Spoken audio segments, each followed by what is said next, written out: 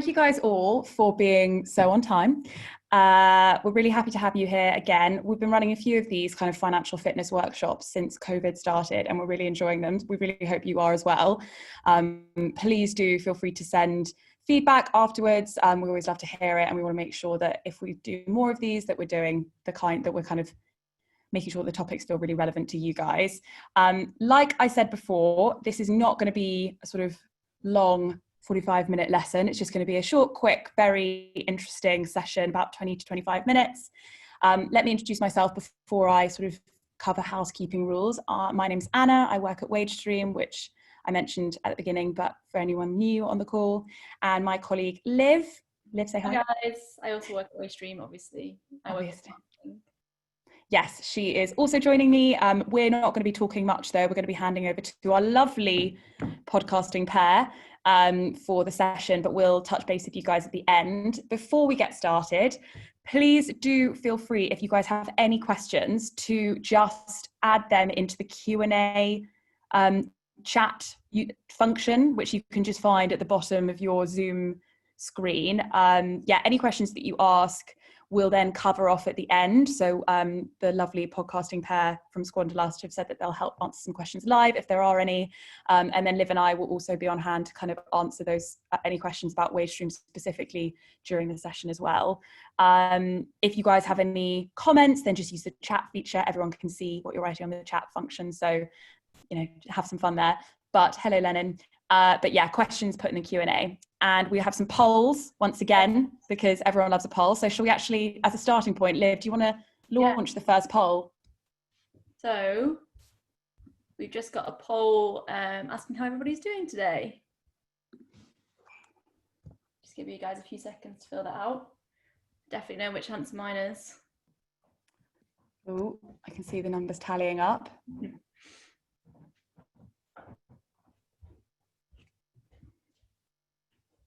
Only half of you have replied, guys, and honestly, the fun of this is the polls, so I would recommend you get involved.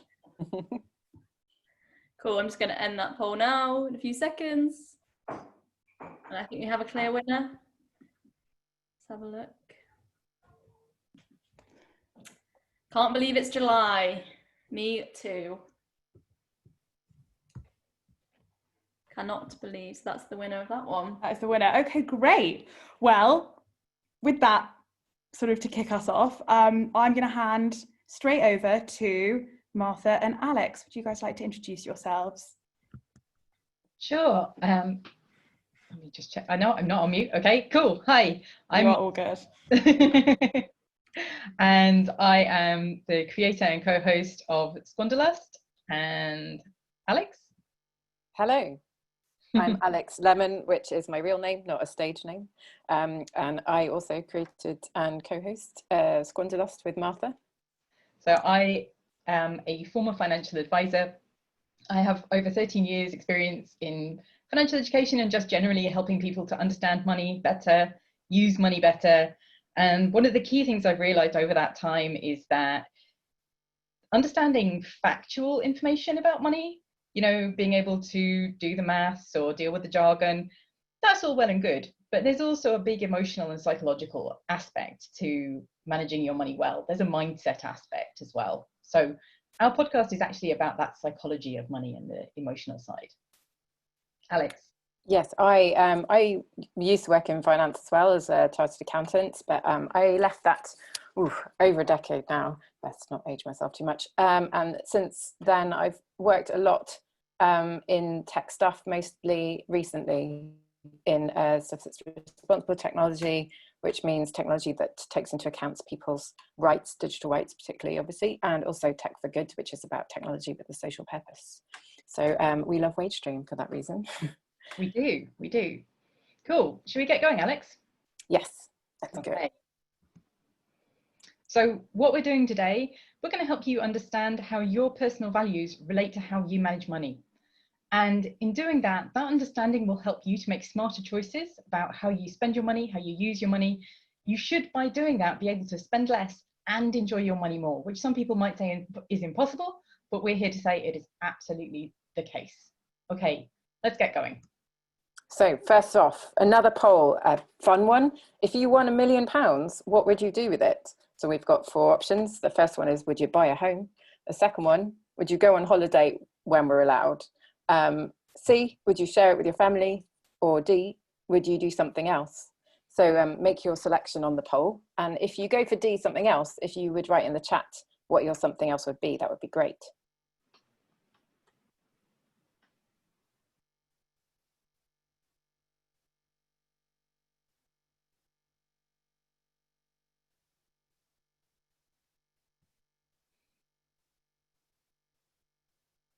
Just wait a few more seconds before I close the poll.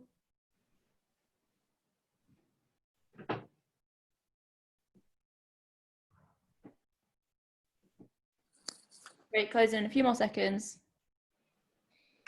People are still voting. And closing the poll.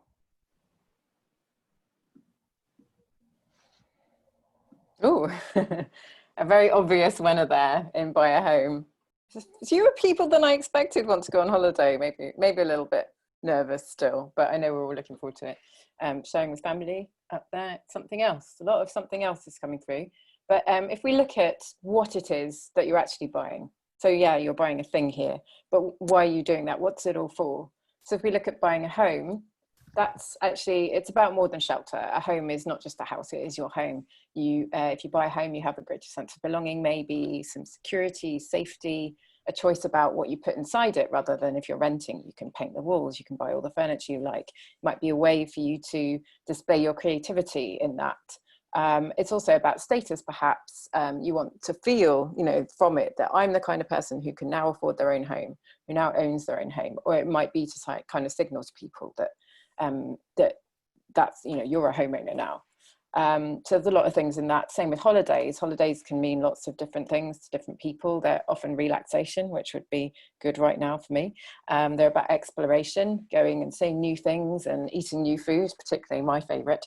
They can be about hedonism, going partying with your friends, or focusing on your friends, or having really focused time with your family, or perhaps time alone, feeling kind of refreshed when you come back.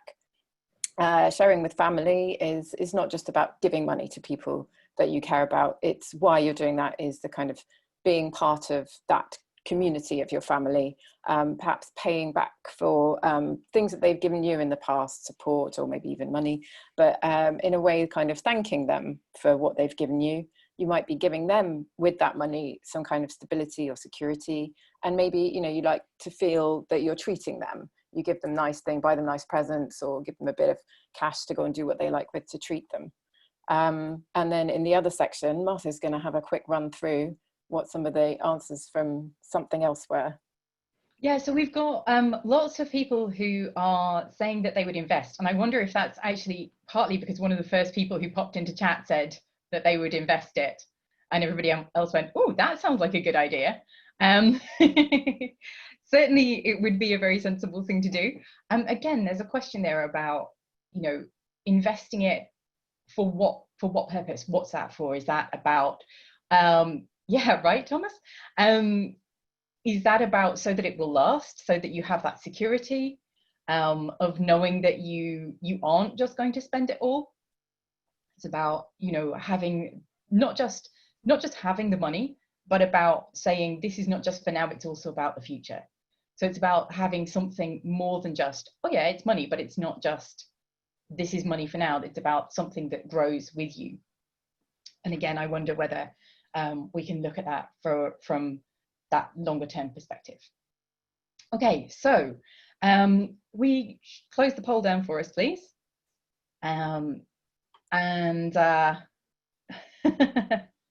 Yeah, somebody said the way the bank's going at the moment, 1 million won't be worth much soon. It's worth less than people think already, especially if you buy a house with some of it. So the point that we wanted to make with all of this is that once we've paid for our basic living costs, everything we buy, we don't just buy as an object or a service. It actually meets some kind of emotional need. So once you've got your shelter, your basic food, your basic clothing, the things that you're buying, actually you buy because they have some other kind of value for you. Money is not just the notes, the paper. We don't really value it for itself. We value it because it helps us to meet some kind of emotional need. And that might be opportunities to be creative. It might be opportunities to socialize. It might be opportunities to go have adventures, all of those things. But it's never just about the money or just about the object. It's always about something deeper for us. And if you can understand what that deeper need is for you, you can actually be much cleverer about what you do with your money. So why does this matter? Well, the first thing is money is the middleman.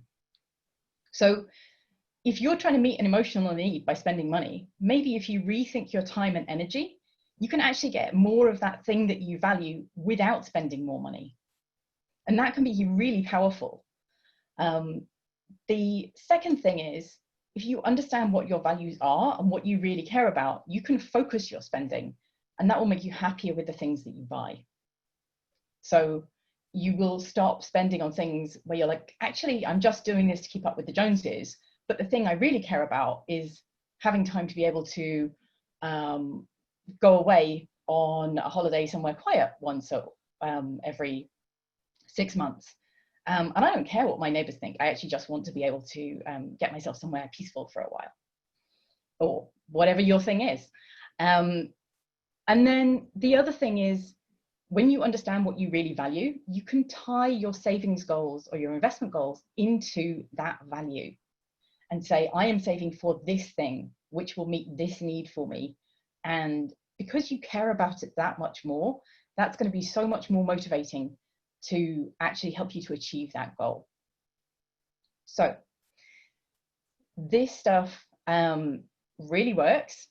And we ran through an exercise on the podcast I ran through this with Alex. And Alex actually changed how she managed her money quite significantly after doing this exercise. So I'm going to hand over to Alex. Why don't you tell us what happened, Alex? Yeah, so if anybody wants to listen to me going through this live, my cogs turning in my brain, it was episode 2 of series 1 that we did, called Values of Money. And Martha ran through this sort of workshop with me live in the studio. And you can hear me pausing for thought a lot of the time. It actually really struck me, and it stuck with me for like many days afterwards, and really did have quite a big effect on the way that I approached my money. And in the podcast, we talk a lot about how we are not kind of paragons of virtue when it comes to money. We make the same mistakes that everybody makes because we're humans too, and we don't do things in the right way. But this was something that really helped me to move towards doing better things with my money for myself. It really made me think about why I was spending my money. What was I spending it on, and what was I spending it for? And you can tell the way I'm speaking in the episode that I hadn't really thought about it. It seems quite obvious when you go through it, but actually doing that thing in yourself is quite different. And I realized it really mattered to me to have money to pay for my social life and for my hobbies, because my friends, seeing my friends, eating out with them, going to the pub with them, going to events with them is really important in my life. And so are my hobbies, which are I'm learning a language and I go to dance classes. But I often I would go to them, but because I didn't really have a good view of my finances, I sometimes felt a bit like I shouldn't be doing that, or a bit guilty for spending the money in the restaurant with my friend, or I'm just going to go to another social dance this weekend, but maybe I shouldn't. So after going through this stuff in the episode with Martha, I looked in detail at my finances, and I went through and did that difficult thing of writing down exactly what were my basic costs in life. What were the bills that I had to pay every month, and what did it look like I would have left over afterwards, and then what would I do with that money that I had left over. And with that leftover stuff, I actually set up a separate banking app that I would put all that money into each month, and then separate it out within that into little pots. There was my dancing pot and my language pot, and then I set budgets for my socializing, like my eating out budget, and also my groceries budget, because they were kind of tied to each other. So I might, I might eat a bit more porridge if I knew I was going to go out for a nice dinner with my friend, that kind of thing.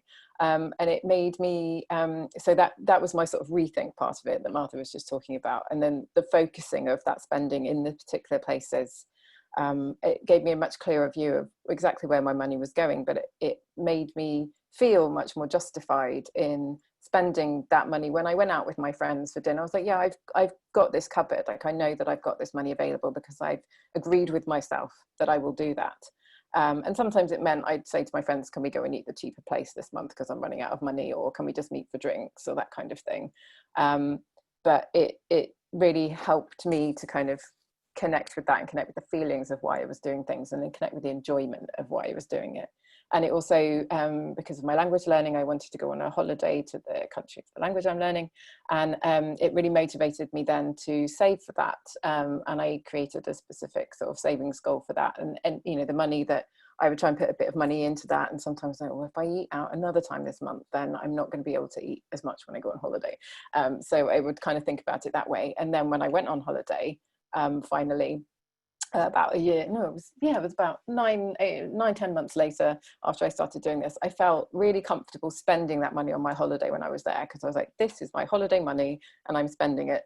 And I enjoyed it so much more. And that was really the key thing. It's not fun to sit down and like do a little spreadsheet or write out your list of finances. We all kind of avoid doing it, but the reward of doing it was that I felt good about spending my money. And I actually managed to save more than I expected last year, because I had this real reason why I wanted to do it, and I just got better at saving.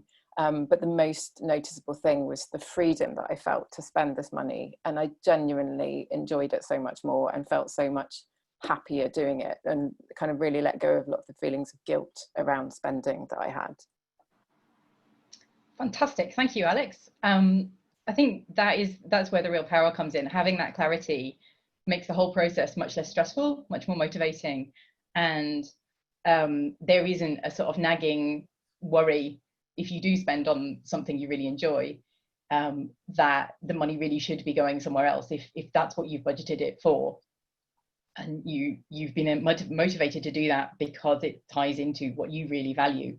You can just feel that comfort, really, that you're doing the right thing, and that's a comfortable thing. Okay, so what is next? So we will send you a worksheet to help you think through how your values relate to how you use your money. We want to flag up that Wagestream lets you put money aside for your own goals straight from your wages. It's super convenient. So let's hand back to Anna to talk about that from Wagestream. Hi, yeah, thanks so much, guys.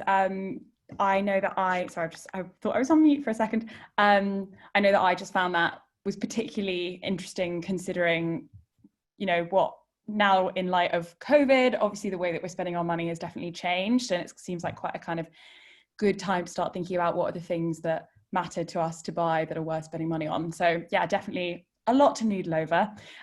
Just wanted to flag, yes, as Martha mentioned, a feature that we're really proud of. I'm sure that if you've been to one of our webinars before, you might actually have seen this.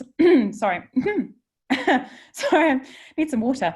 You might have actually seen this slide before, but we just wanted to flag it again. Not everyone will have access to our savings solution quite yet. We're in the process of rolling it out.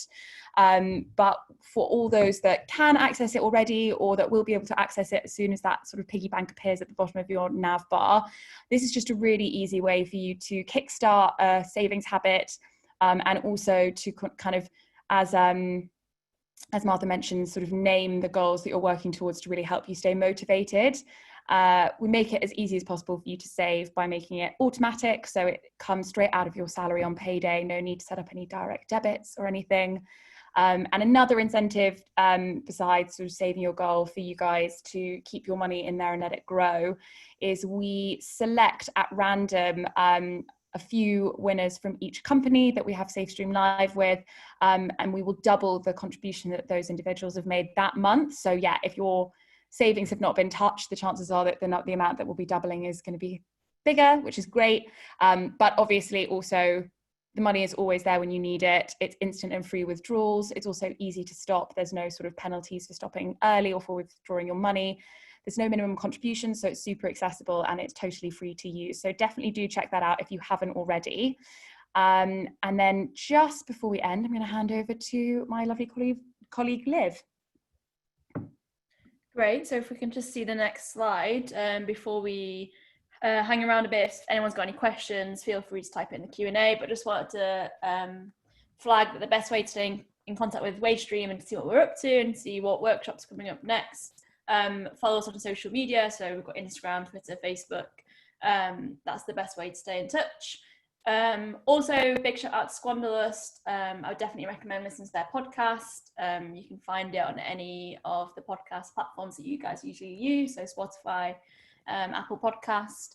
And then finally, just before Q&A, some of you on the call won't have Wagestream yet.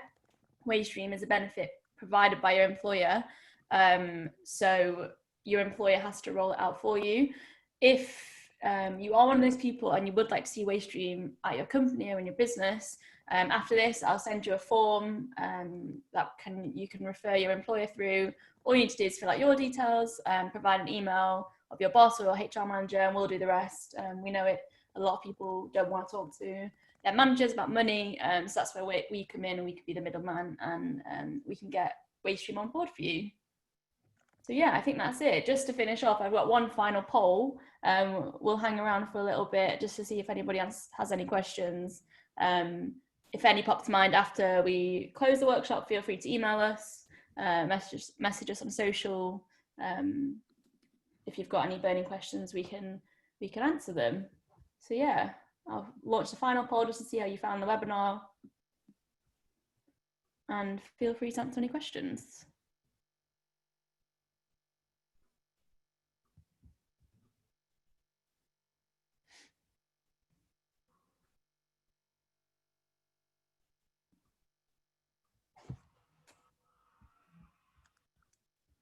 Great, you can just see that number going up.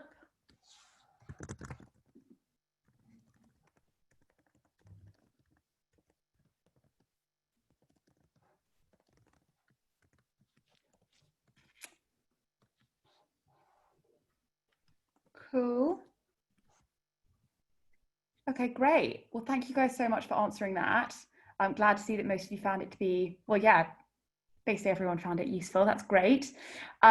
We've got a couple of questions that are specifically around Wagestream that I will just very quickly answer. There's a question around how Wagestream benefits from the savings incentive. Just to flag, that's not something that Wagestream financially benefits from at all. It's just something that we offer to our users. There's not a kind of kickback for us. It's just about trying to find ways to incentivize our users to save and making it sort of as easy and accessible as possible. So yeah, there is no Wagestream profit there.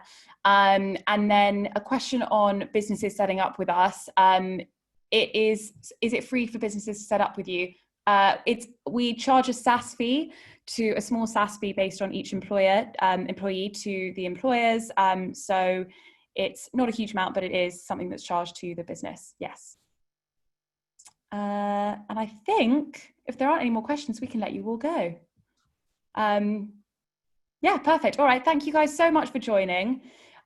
We really, sorry, I've just actually got one more question very quickly. Sorry, I've just got another question about Wagestream and whether or not it's available via the web. It's not currently available via the web, but that is something that we're exploring. We're just testing to see kind of what level of appetite there is for that. So would people actually want to be able to access it on websites, or is app just fine? And I think for the moment we're veering towards app is fine, but yeah, that's a kind of TBC. Okay, great. Thank you guys. Yeah, we will send you your forms to fill out as a follow-up, and we look forward to seeing you guys at the next one. Thanks everyone, have a great day. Thanks everybody.